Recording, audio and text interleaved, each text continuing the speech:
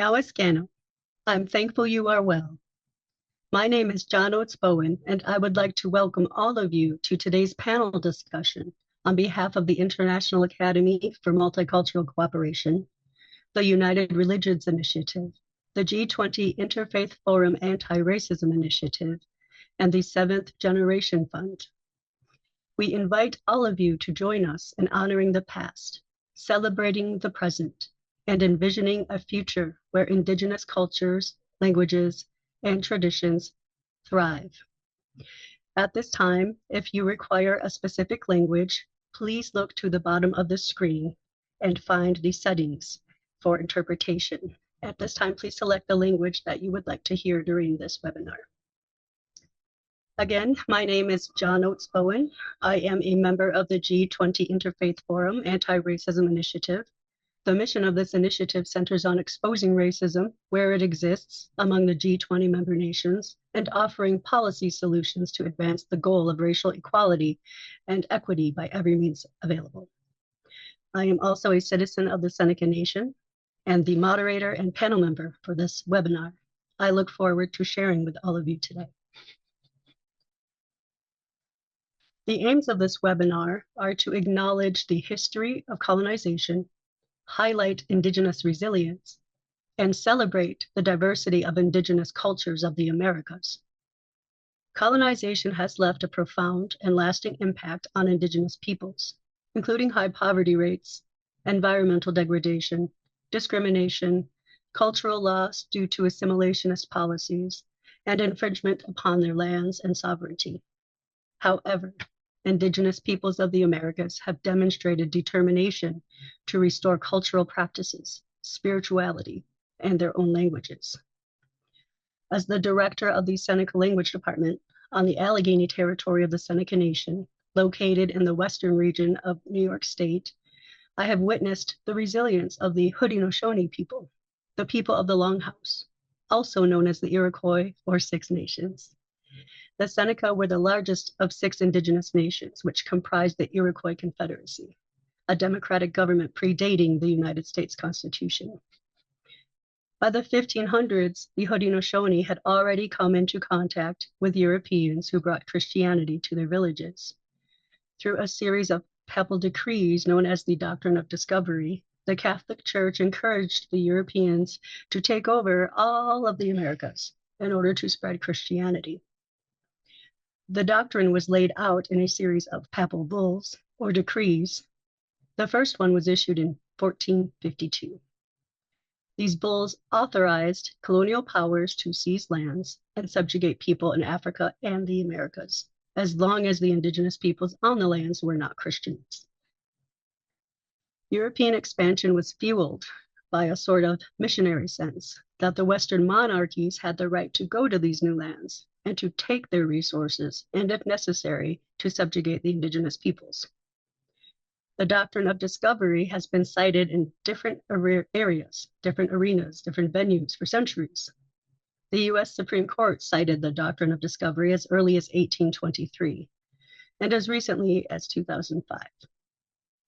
Based on the doctrine of discovery, European powers, and eventually the US government, used Christianity to destroy the Haudenosaunee way of life. US Indian boarding schools used Christianity as a means of assimilation in hopes that indigenous resistance would eventually cease once cultural erasure occurred. Even the Seneca Nation could not escape the reach of the Indian boarding schools. The Thomas Indian School operated on the Cattaraugus territory of the Seneca Nation from 1855 until 1957, serving as a mechanism for civilizing and converting indigenous children to Christianity.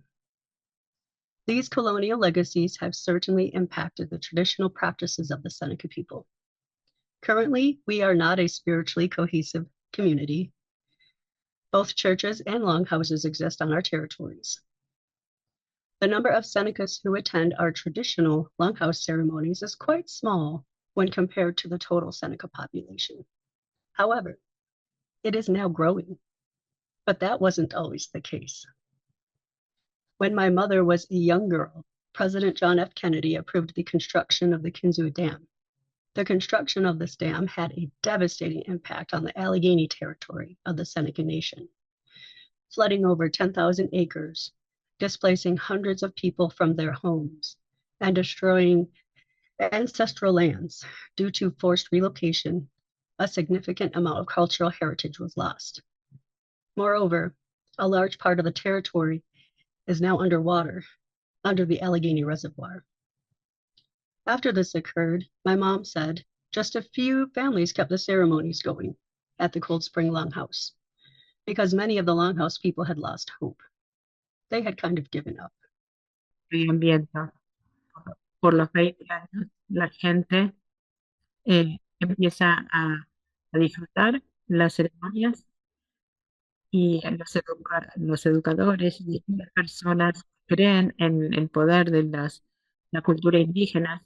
Algunas personas eh, empiezan también a respetar la lengua y las distintas culturas. Los indígenas, la-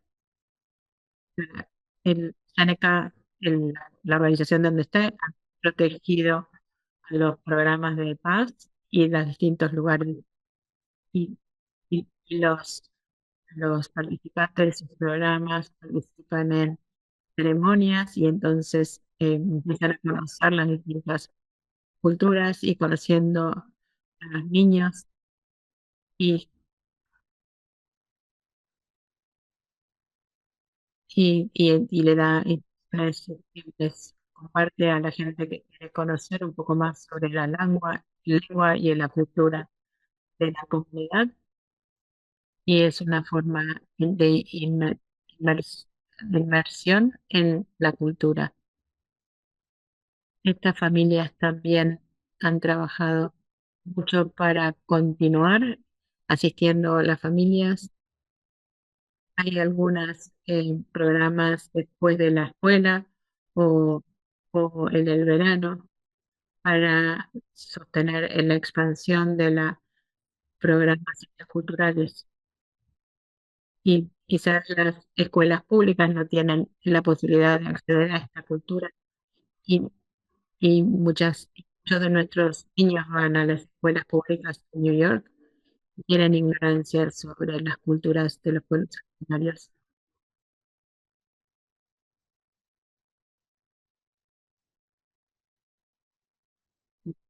Y poco a poco se incorporan eh, cuando en el secundario se lleva a los lugares a compartir con la comunidad para que sean expuestos a la lengua y a la cultura de las primeras naciones.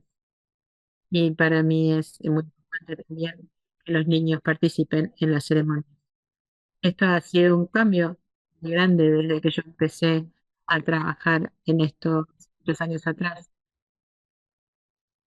Ahora veo chicos que están bailando y cantando según su cultura. La gente sigue buscando la comunicación con la gente de las primeras naciones en, la superación del trauma generacional y cómo pueden ayudar a otros a que sí lo hagan. Nuestra identidad indígena está en ataque constante. Pensé que difícil es entrar, vivir en una cuanto crítica, cuanto estigmatización.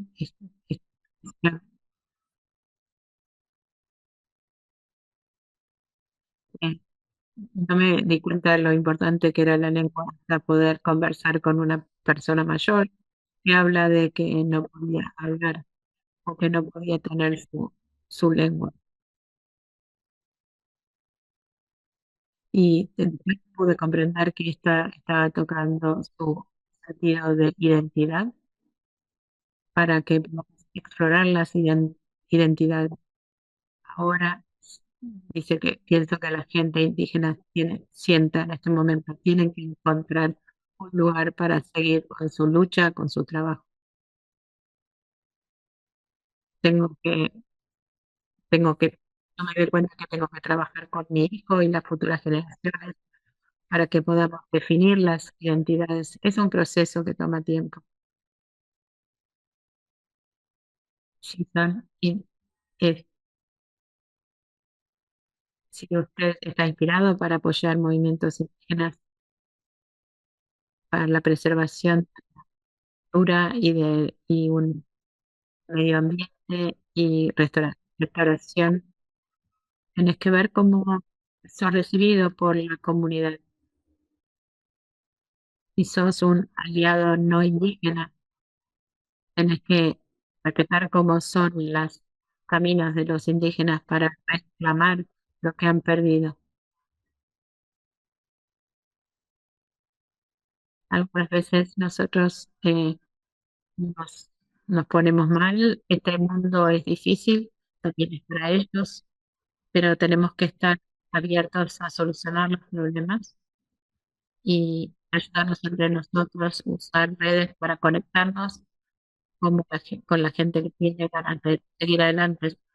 Tenemos que ver a esta gente para poder seguir adelante, pero tenemos que tomar liderazgo.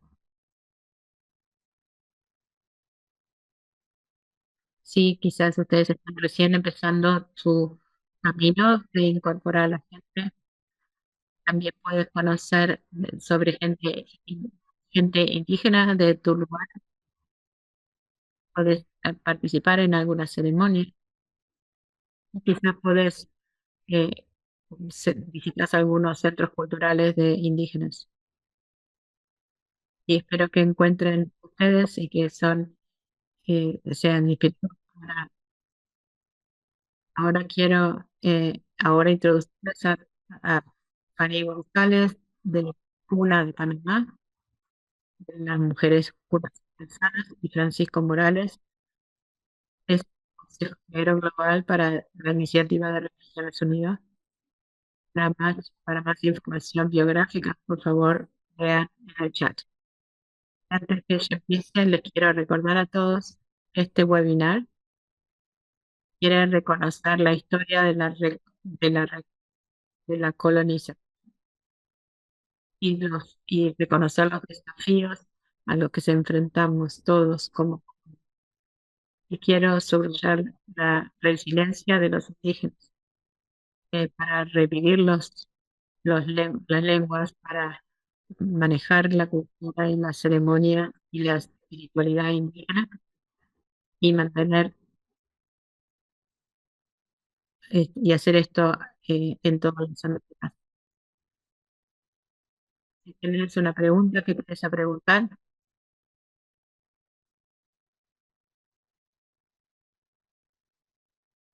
dice que si tienes alguna pregunta, escribíla en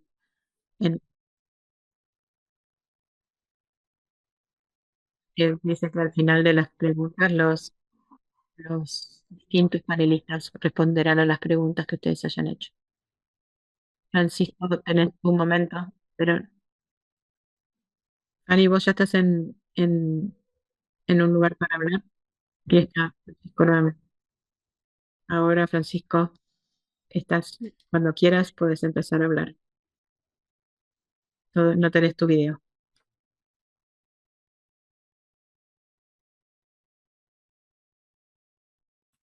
Son cosas que pasan en este mundo de la tecnología. Por otra parte, quiero saludar a toda la gente, que especialmente con mi hermana Fanny, que la conozco hace muchos años. Hemos comenzado juntos, casi empezamos juntos en URI.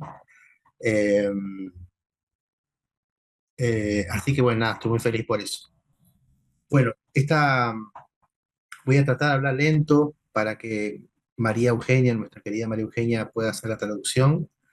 Eh, esta fecha que nos convoca y este título que nos convoca, y este título que nos convoca, para nosotros es muy importante, porque como bien introdujo acá la hermana, a partir de 1492, ya, a partir de 1492, nuestro continente sufrió la llegada de una civilización que con su equipaje, que con sus barcos, trajo a nuestro continente otra visión del mundo.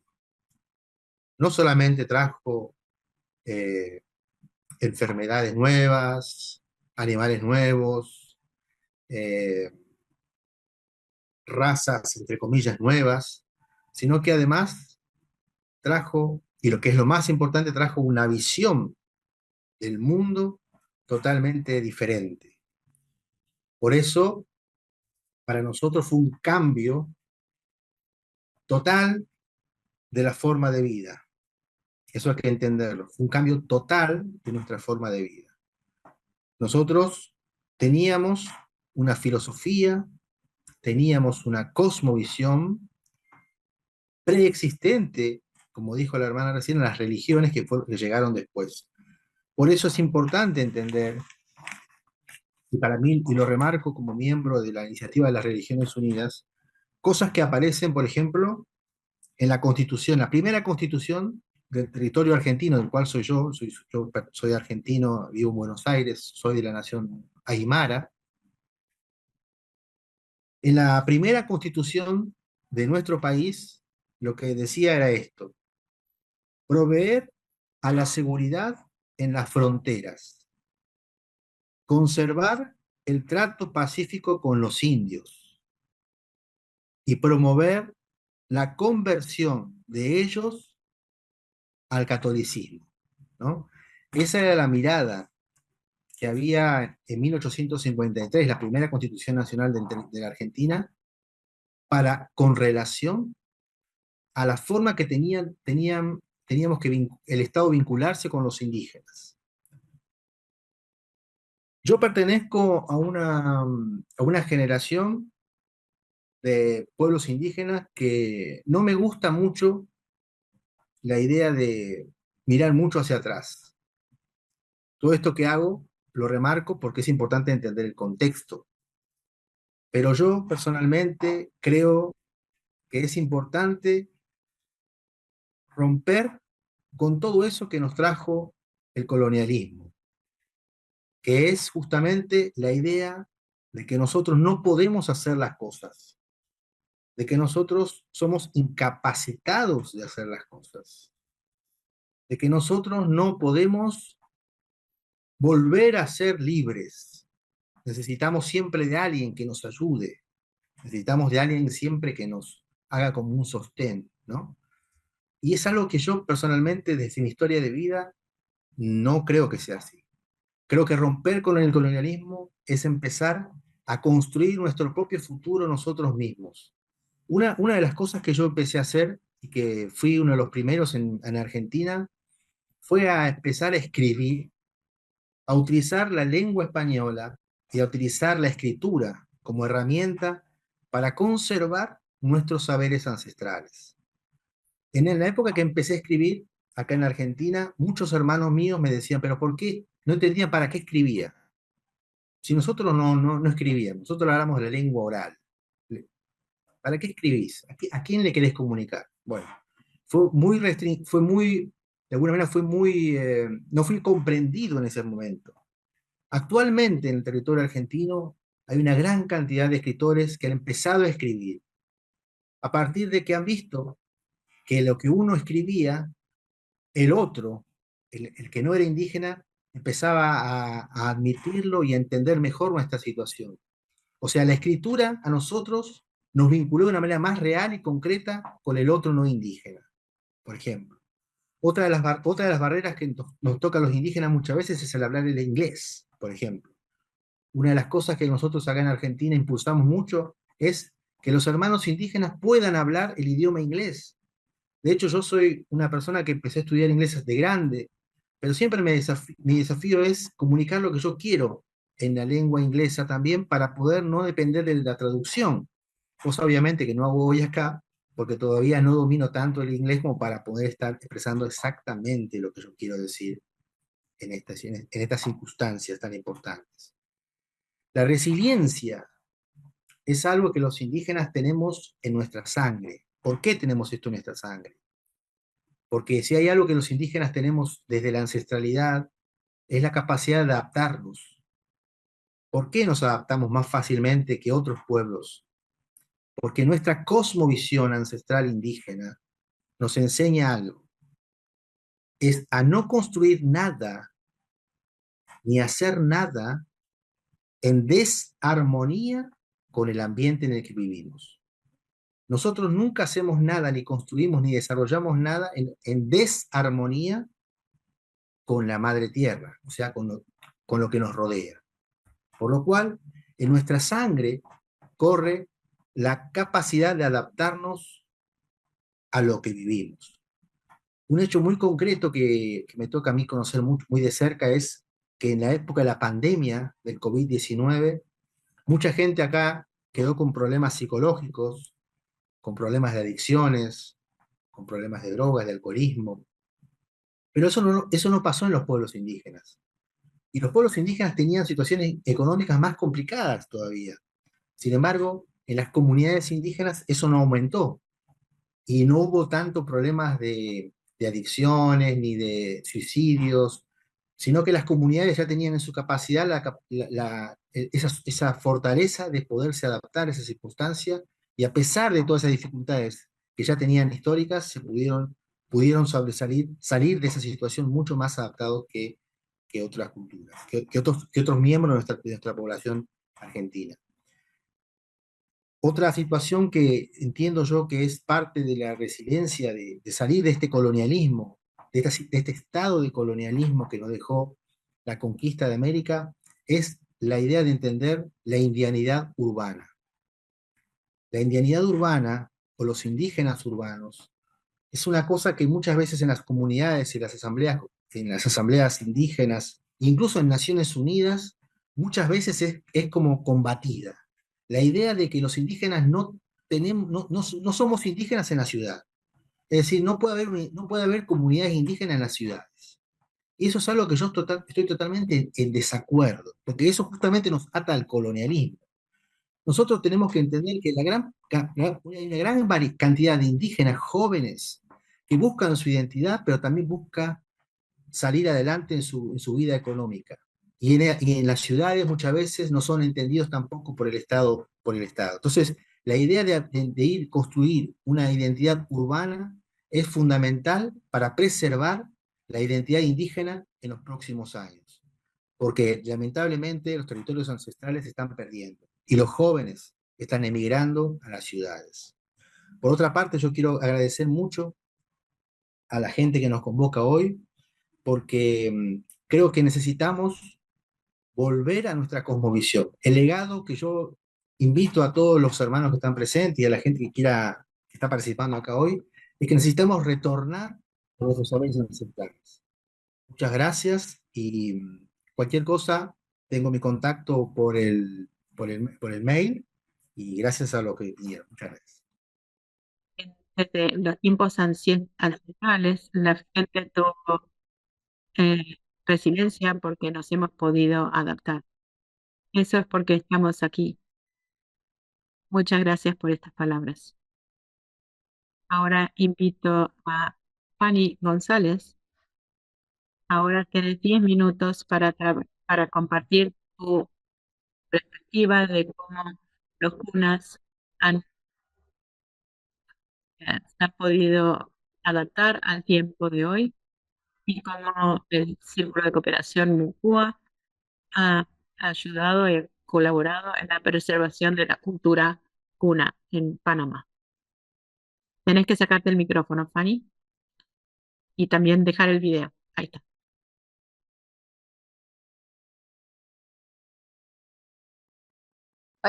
Hola, mucho gusto a todos y saludos desde Panamá a todos. Bueno, desde agradecida por la invitación y por haber sacado este tiempo para nosotros como, eh, como indígena guna, como indígena guna aquí en Panamá y como miembro del CC Mucua, Mujeres Cunas Artesanas. Nosotros hemos avanzado hemos caminado, hemos tenido barreras, pero hemos logrado pasar todos los obstáculos que hemos tenido durante todo este largo tiempo que hemos trabajado con las mujeres. En la organización, en el CC de nosotros, hemos trabajado con mujeres y con niños, eh, fortaleciendo, fortaleciendo todo la cultura, la tradición de nosotros para que eso no se pierda.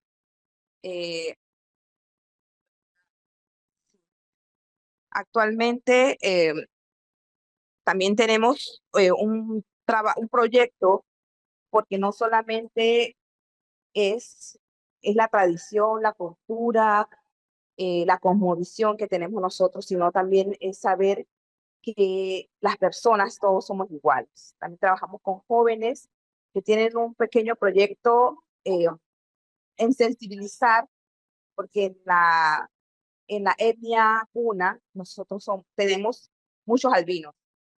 Eso es lo importante, es algo, para nosotros es algo, es como si fuera, es lo más importante que tenemos nosotros. Entonces, los jóvenes también trabajan con la sensibilización a los albinismos.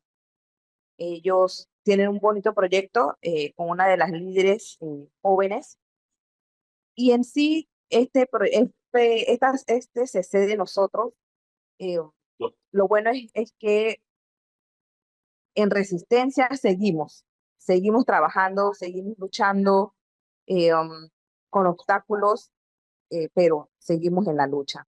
¿Nos puedes decir quizás la forma cómo su proyecto ha empoderado a las mujeres? Sí, el proyecto son para no dejar la tradición de nosotros ni las artesanías de nosotros. Nosotros tuvimos al inicio un pequeño proyecto con la ORI de mantener la tradición y la artesanía, que es la mola, la tradición, que es la mola, la costura. Entonces nosotros tuvimos una pequeña escuelita donde nosotros le damos seguimiento y le enseñamos a niñas pequeñas, como de 5 a 7, 8 años, para coser la mola, para no dejar esa tradición. Entonces, las niñas, le enseñamos a las niñas a coser la mola, igual para que no dejen de tener y de preservar su lengua materna. También tuvimos ese pequeño proyecto también que trabajamos, y le estamos dando entonces seguimiento a todo esta línea que empezamos con ellas, y ahora ya estas niñas están un poco grandes, pero igual seguimos trabajando con ellas en la preservación de nuestra artesanía, que es la mola, la más principal para las mujeres gunas. Sí, eso es lo que en lo que nosotros trabajamos con las mujeres en nuestro círculo de cooperación.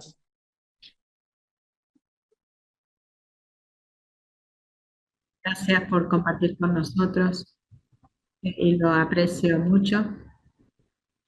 Gracias, Fanny. Este es el momento de preguntas y respuestas. El público está haciendo. Nosotros no veo ninguna del público, entonces voy a traer una que yo tengo. Aquí quizás podemos, Francisco, que nos diga un poco. Después le preguntan a Fanny qué es la mola.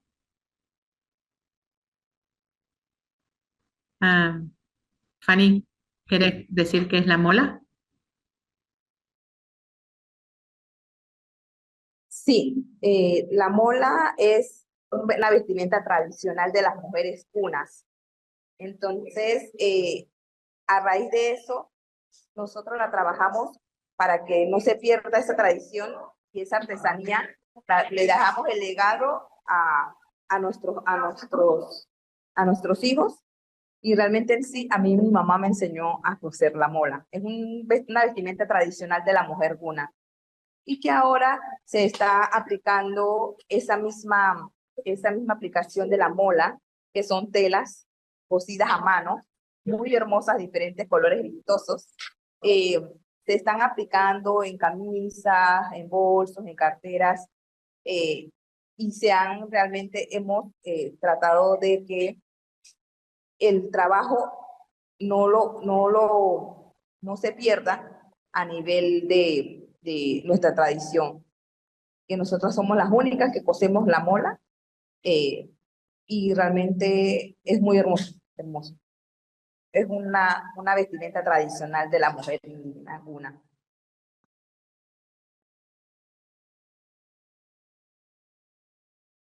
Ah, hay un comentario sobre de uno de los participantes, habla del lindísimo collar que llevas puesto. Si es también mola o qué es, de dónde viene. Bueno, el collar lo hizo una de las jóvenes que estuvo recién en el encuentro indígena, Ivette. Ella los confecciona, ella es artesana, trabaja como le dicen Shakira, con el collar, y ella misma los hace. Es joven también, que pertenece a nuestro círculo de cooperación.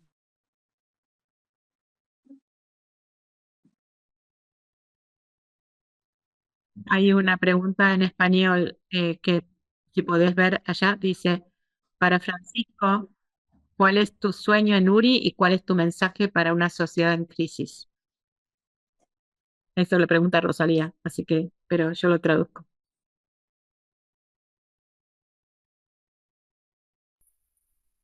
Bueno, yo creo que la sociedad en crisis ya no es solamente una cuestión indígena, sino que es una cuestión del mundo.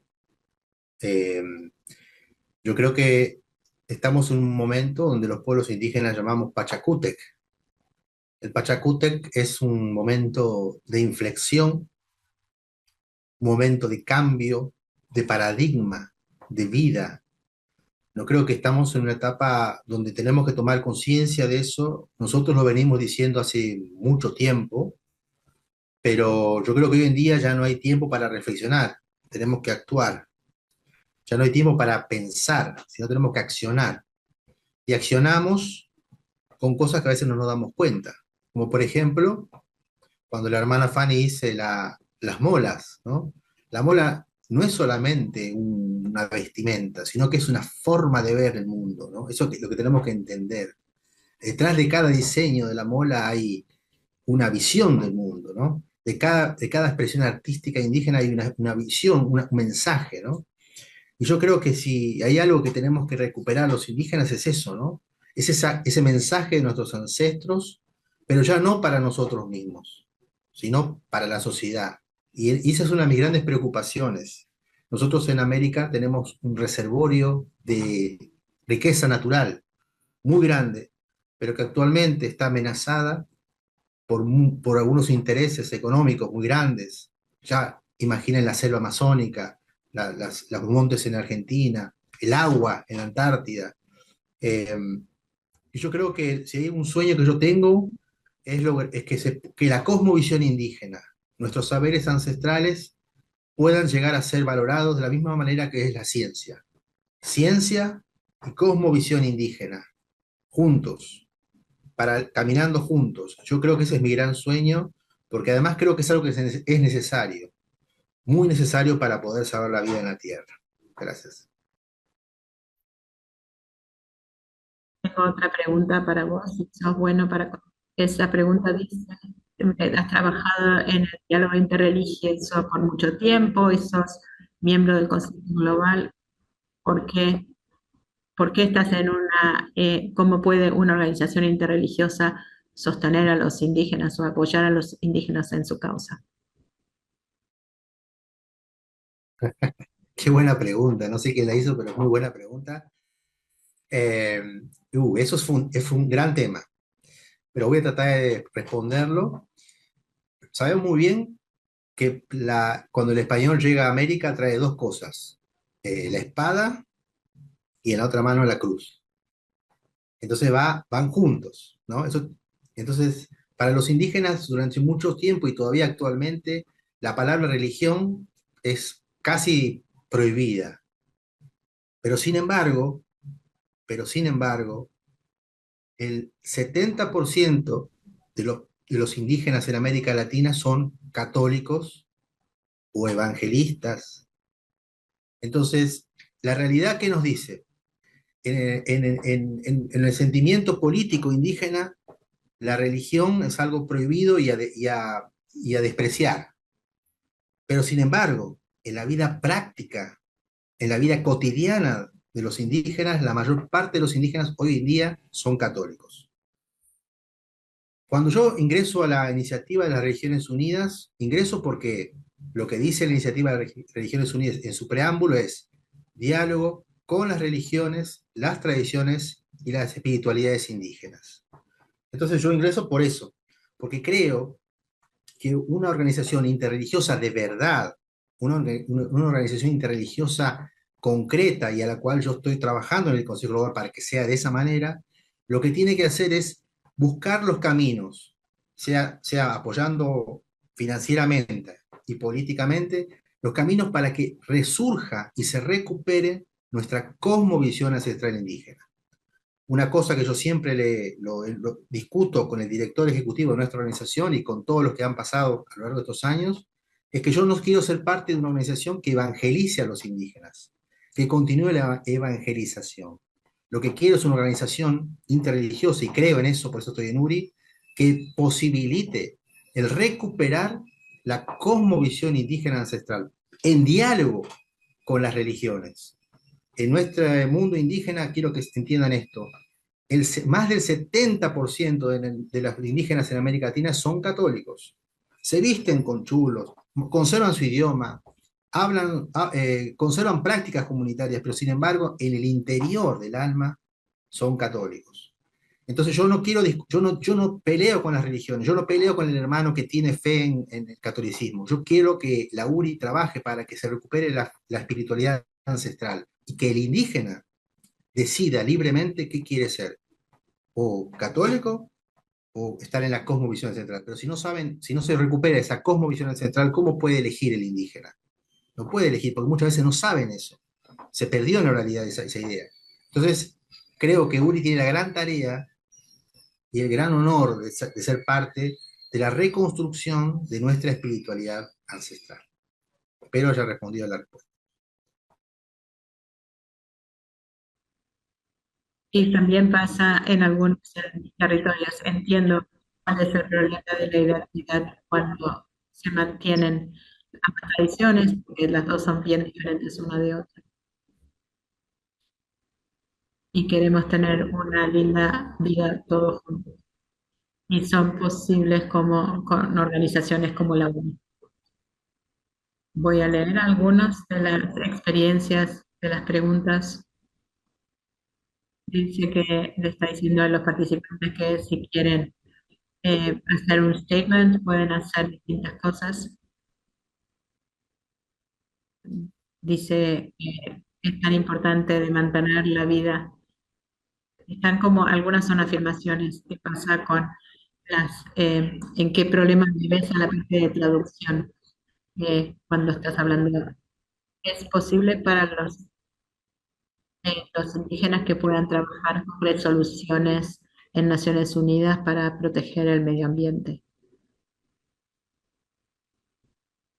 Esas son preguntas como distintas. No sé cómo querés contestar.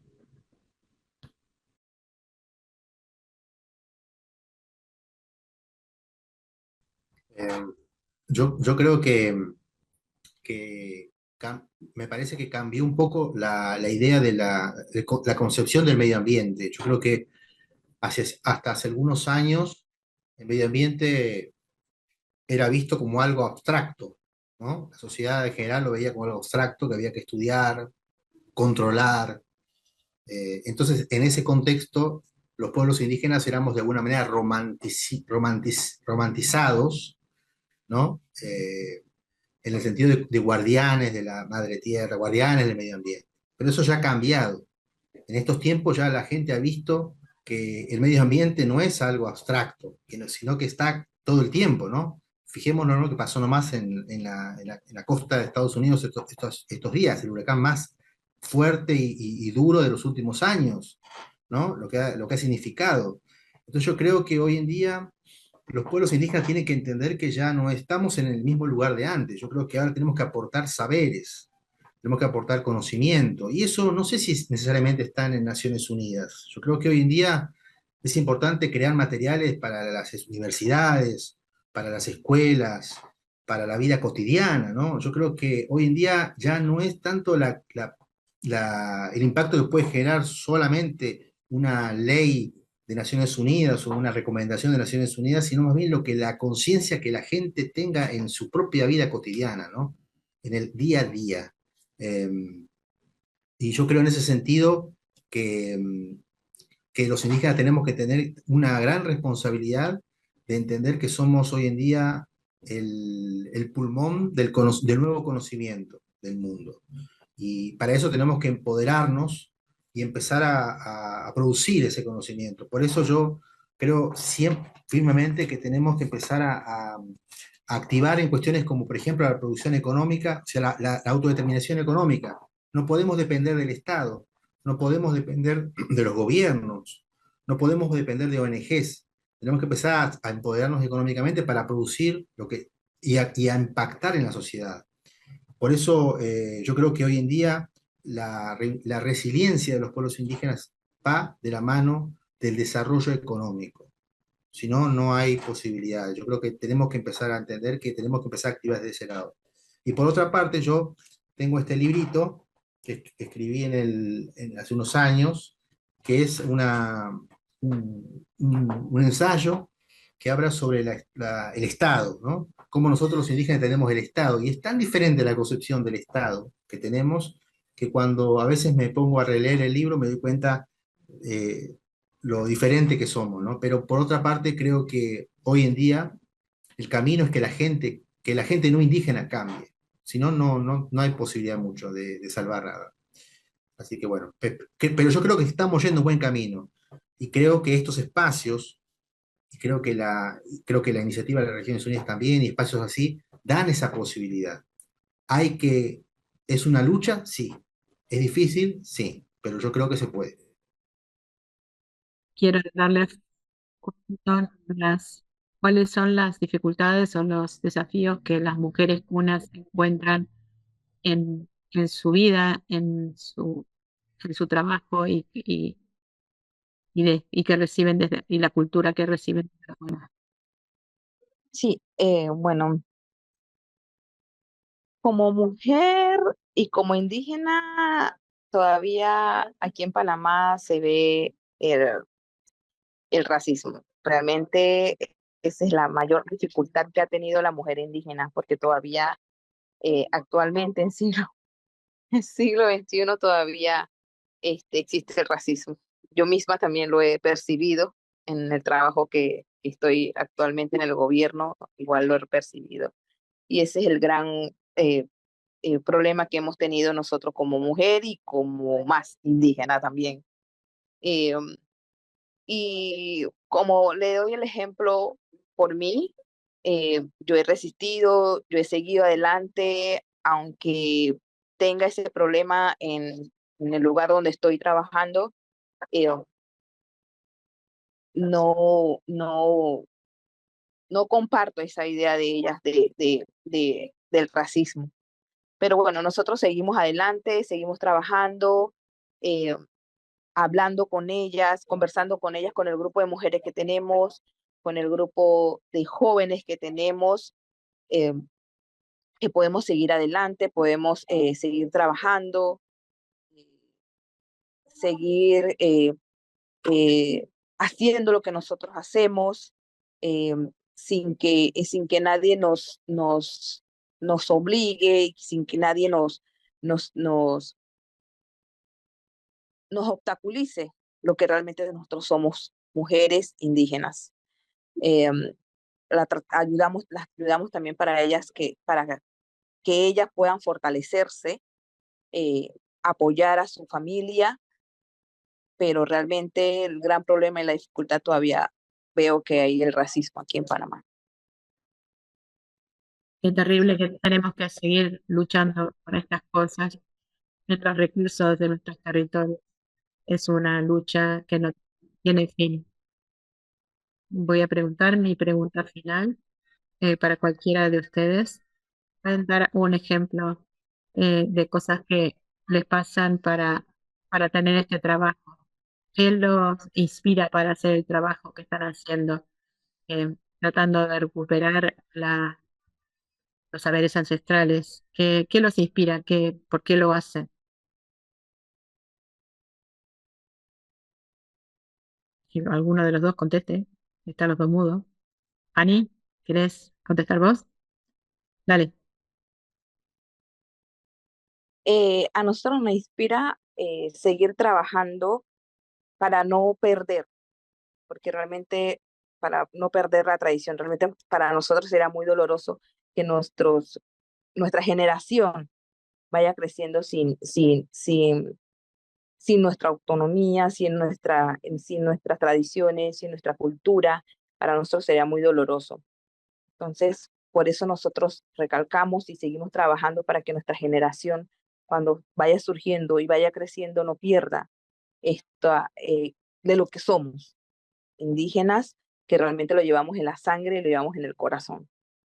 Para mí me inspira seguir trabajando con ellos porque realmente eso es lo que somos y, y seguimos entonces trabajando con ellos por eso. Esa es la inspiración para que nuestra generación no lo pierda. Gracias.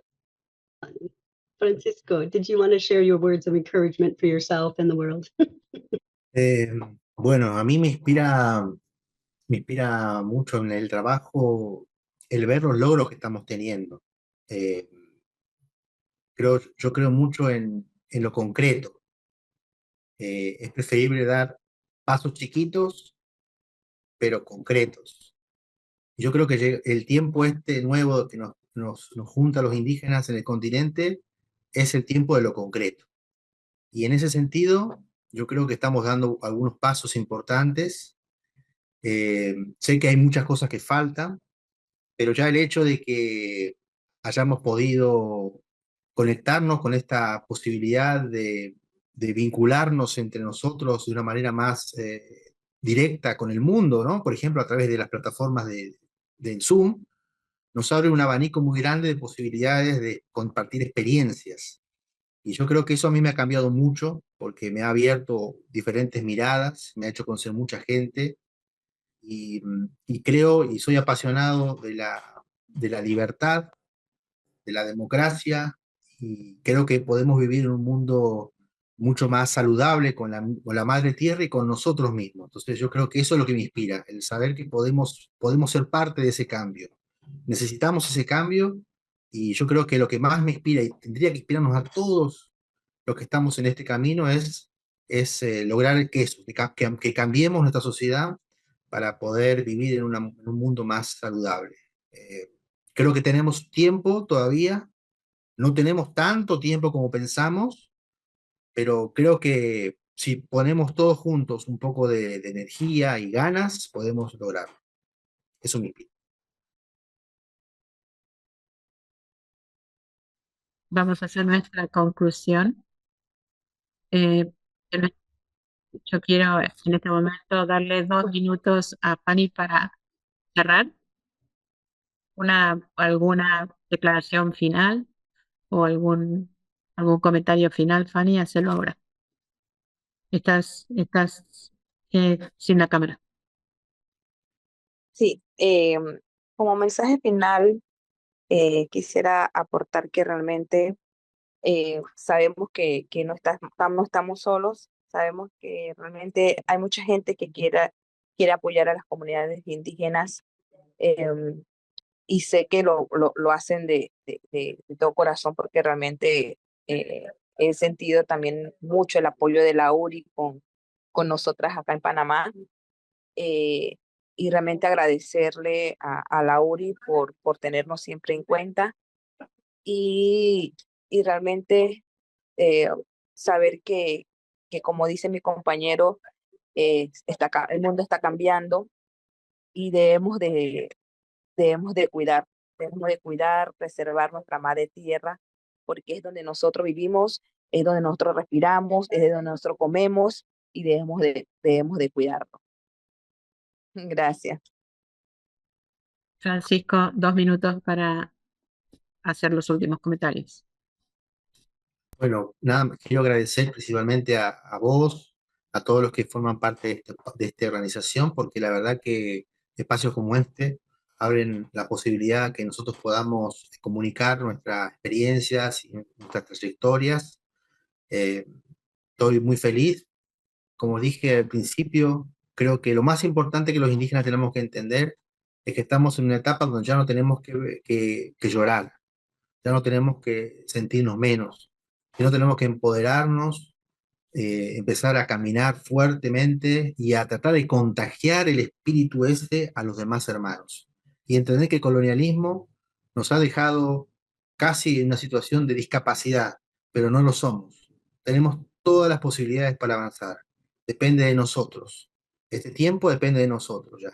Entonces, empoderémonos, hermanos, salgamos adelante y quiero dar un saludo en la memoria de mis ancestros, en mi pueblo, a los líderes, Tupac Katari, Tomás Katari, Tupac Katari, todos los principales líderes que han muerto por nosotros en las luchas de independencia y contra el colonialismo, que actualmente también hay líderes en nuestras comunidades, y como en el caso mío, estoy recuperando la lengua aymara, Kamisaki Hilata, Kamisaki Cuyaca, que quiere decir cómo están hermanos, cómo están hermanas.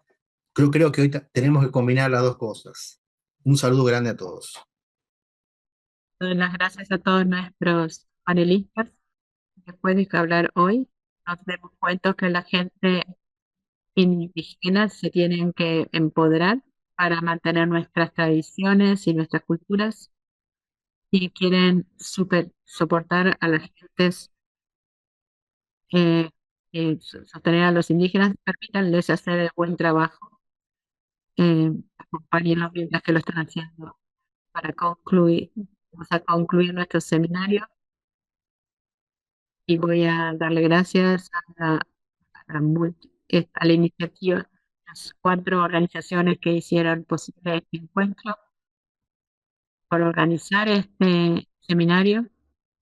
Y también quiero dar las gracias a los panelistas que nos ayudaron a comprender más profundamente la resiliencia.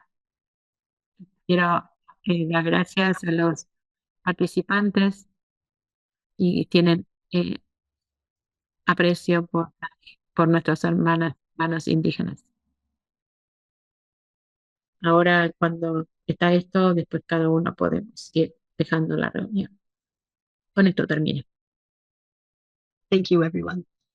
Yeah.